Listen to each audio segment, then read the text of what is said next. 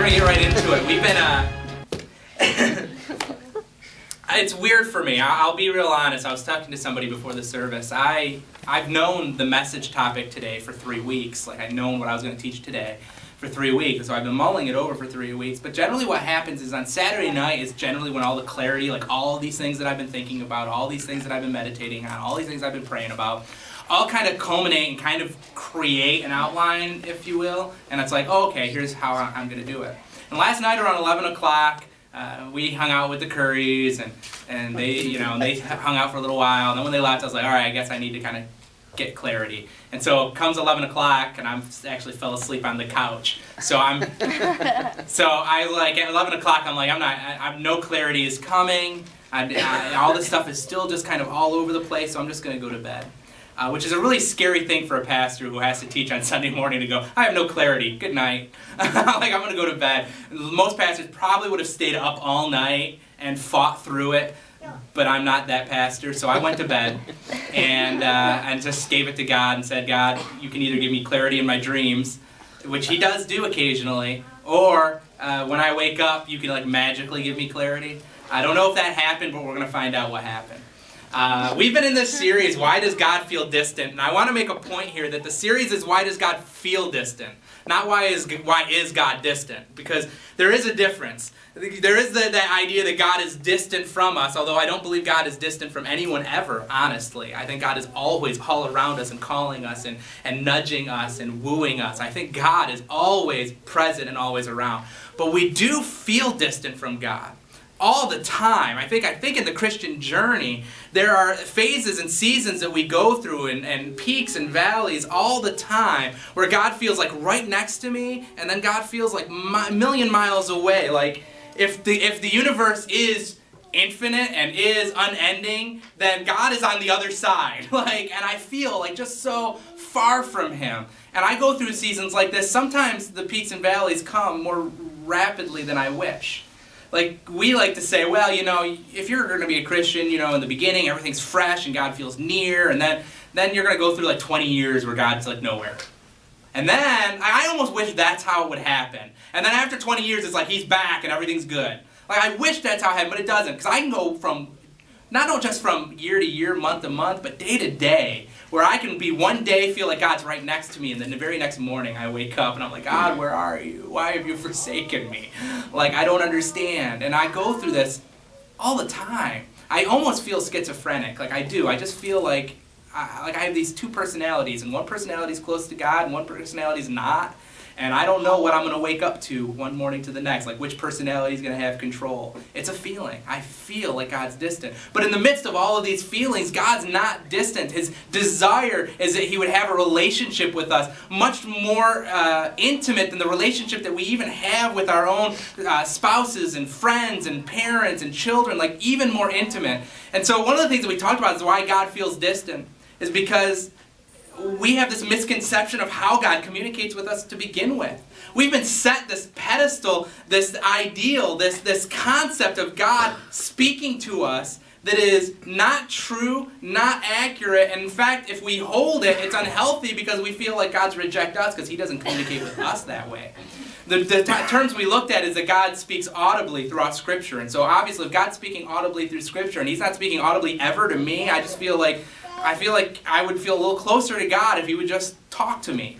The way Dr. Ward talks to me. Well, maybe not the way Dr. Ward talks to me. Dr. Ward's a little harsh at times. But the way I suspect God would audibly talk to me. Like, if He would just talk to me audibly, then I'd feel close to God, but He doesn't. And we think, but He did in the Bible, and so what's the difference now? Well, the truth is He probably didn't speak very audibly in the Bible. Like, we read Scripture and the authors write as they're writing about these stories, and they're like, and the Lord said, and God did this, and God said this, and we just assume they're just like riding along on their donkey, and God's riding along next to them on a donkey, just talking to them audibly. Like, for some reason, we have this idea of an in-person, audible God always there next to Abraham, next to Joseph, and we have this idea, but the truth is Joseph. We never really hear Joseph talking to God. He had dreams. And he assumed they were from God, and obviously Scripture kind of shows that they were, and they had laid out a journey for him on his life, but he had dreams and he interpreted dreams. Like for some reason, he just knew what dreams meant. Like he saw it and he's like, oh, that's obvious. I do that too, but you're not going to like your interpretation if you come to me with your dream because I just make stuff up. And trust me, my interpretations are fun, but you may not like their outcome. And which is really fun because my wife has crazy dreams. Like she dreams in such explicit detail of everything in her life. And so I will generally on drives to work get to hear her dreams in great detail.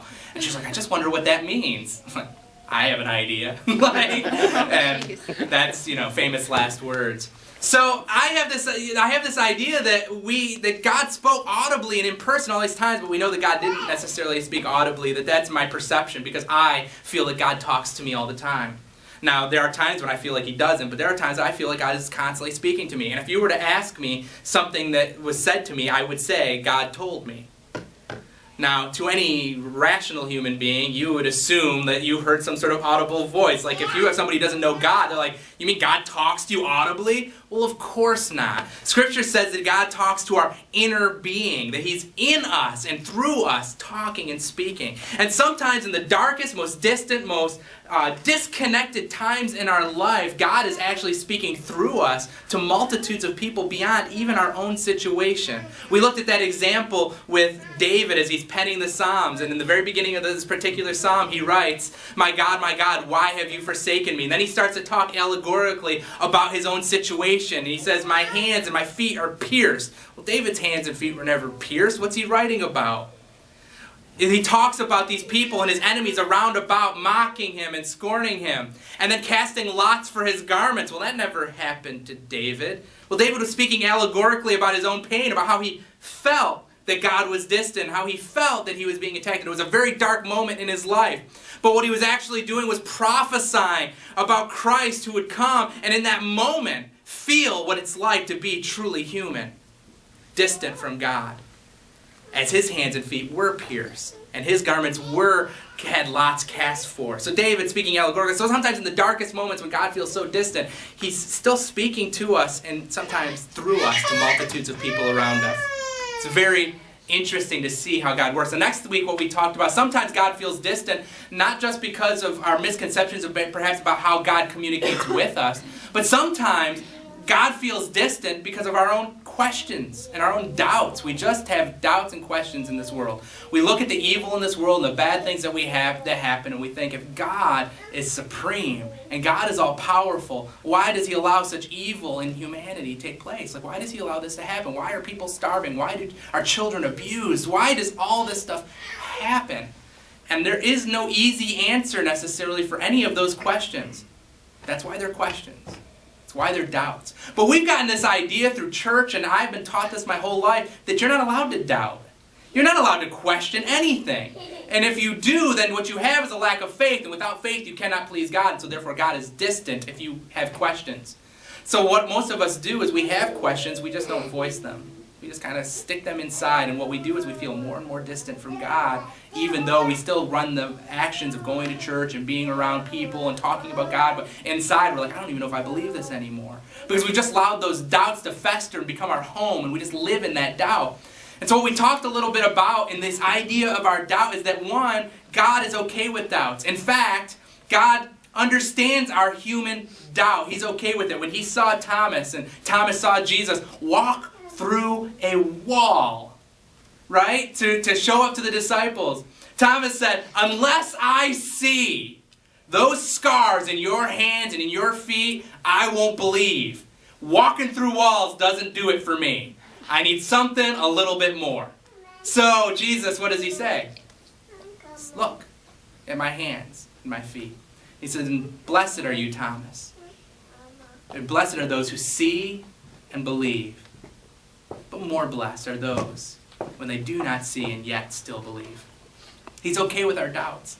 Right before his ascension, Jesus' ascension, it says the 11 gathered. And when Jesus showed up, the 11 gathered, it said some worshipped and some doubted. And I love this passage of Scripture because in that moment where some worshipped and some doubted, what did Jesus do? Did Jesus deal with the doubts? Okay, not all of you are going to work this. This isn't going to work out. I had plans for the 11 of you to go and change the world, but you 3 doubted, you're out. No good. He never even addresses their doubt. What does he do? He simply says, hey, all authority and power have been given unto me, and I am giving it to you. I'm sending you out. Go and preach my gospel. Teach the words that I've said. Go and make disciples. But I've got doubts. I know. It's okay. I'm okay with your doubt. Are you okay with your doubt?